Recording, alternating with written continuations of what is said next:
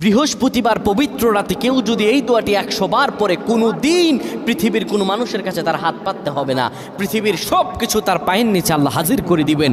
দারিদ্রতা থেকে মুক্তি দান করবেন, বিপদ আপদ থেকে মুক্তি দান করবেন, তার সম্মানকে সুউচ্চতা দান করবেন, অসুস্থতা থেকে দূরে রাখবেন। আল্লাহর অশেষ দয়া ও রহম তাকে দান করে দিবেন। সুবহানাল্লাহ। বৃহস্পতিবার রাত এটি গুরুত্বপূর্ণ রাত। এই রাত সপ্তাহে একদিন আসে।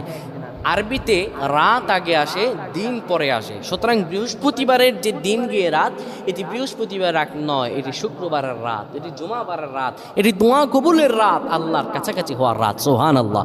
এই বৃহস্পতিবার রাত আল্লাহ তাআলা বান্দার দোয়া কবুল করেন।